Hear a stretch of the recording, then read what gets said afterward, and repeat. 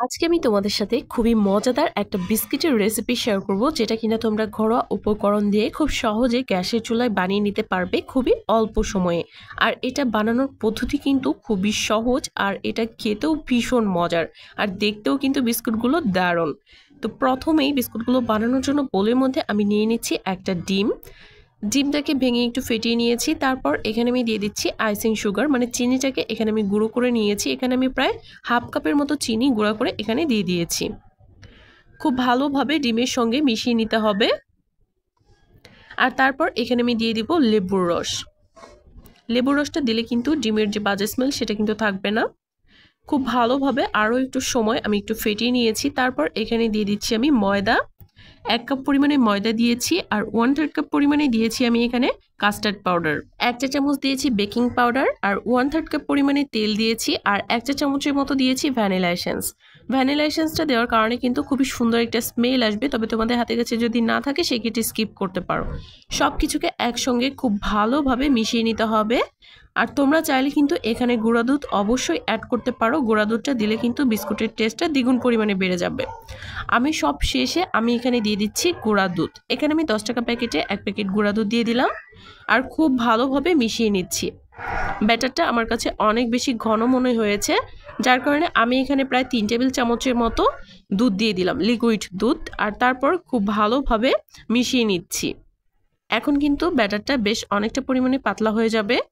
এই ব্যাটারটা খুব বেশি ঘনও রাখা যাবে না, আবার খুব বেশি পাতলাও করা যাবে না। খুব ভালোভাবে সবকিছুকে একসঙ্গে আমি মিশিয়ে নিয়েছি। আর এখন একটা পাইপিং ব্যাগের মধ্যে ঢেলে নিব। একটা গ্লাস নিয়ে নিয়েছি, আর সঙ্গে একটা নজেলও আছে। তোমরা চাইলে কিন্তু হাত দিয়েও শেপ দিতে পারো, তবে পাইপিং ব্যাগ দিয়ে করলে কিন্তু ডিজাইনটা সুন্দর হবে। এখানে আমি ওপর থেকে ব্যাটারটাকে ঢেলে দিচ্ছি। আর কনসিস্টেন্সিটা দেখে বুঝতে পারছো, একদম পাতলাও না, আবার একদম ঘনও না। সম্পূর্ণ ব্যাটারটাকে কিন্তু আমি পাইপিং ব্যাগের মধ্যে নিয়ে নিয়েছি। আর স্টিলের প্লেটে কিন্তু আমি আগে থেকেই তেল মাখিয়ে নিয়েছি, তারপরেই কিন্তু আমি ডিজাইনটা করছি। আর একটু ধীরে ধীরে ডিজাইনটা করতে হবে। দেখো, খুবই সুন্দর একটা ডিজাইন কিন্তু হচ্ছে। আর এই সেমভাবেই কিন্তু আমি সবগুলো বিস্কুটের শেপই দিয়ে দিব। তোমরা চাইলে এখানে হাত দিয়ে অন্য যে কোনো ডিজাইন কিন্তু দিয়ে দিতে পারো। আর আজকে কিন্তু আমি এটা গ্যাসের চুলায় বেক করব। আগেই বলেছি, একদম সহজ পদ্ধতিতে খুবই অল্প সময়ে এই বিস্কিটটা তোমরা বানিয়ে নিতে পারবে।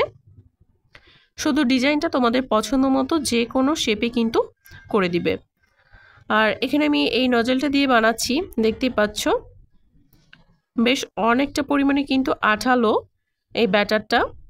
তো নজলটা যখন আমি উঠাবো তখন কিন্তু একটু নিচের দিকে প্রথমে প্রেস করতে হবে।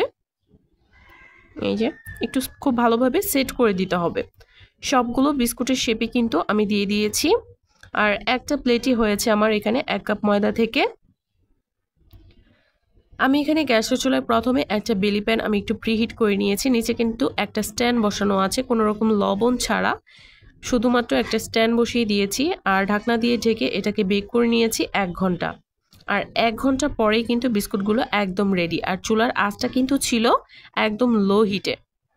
মিডিয়াম হিটে রেখে কিন্তু বিস্কুট বেক করা যাবে না, যেহেতু ব্যাটারটা একটু পাতলা। অবশ্যই লো হিটে রেখে কিন্তু বিস্কুটগুলোকে বেক করে নিতে হবে, তাহলে কিন্তু ভেতরটাও মুচমুচে হবে। আর দেখেই বুঝতে পারছো, ওপরে অথবা নিচে কোনো দিকে কিন্তু পুড়ে যায়নি। আর ওপরেও খুব সুন্দর একটা কালার এসেছে, যেটা দেখতে অনেক ভালো লাগছে। এখন তোমাদেরকে একটা ভেঙে দেখিয়ে দিচ্ছি, দেখো কতটা মুচমুচে হয়েছে আর ভেতরটা কতটা সুন্দর হয়েছে। এই বিস্কুটগুলো খেতে ভীষণই মজার হয়েছে। সকালে চায়ের সঙ্গে বা বিকালে চায়ের সঙ্গে খেতে কিন্তু দারুণ লাগবে। ভিডিওটি কেমন লাগলো অবশ্যই কমেন্ট করে জানাবে। সবাই ভালো থেকো।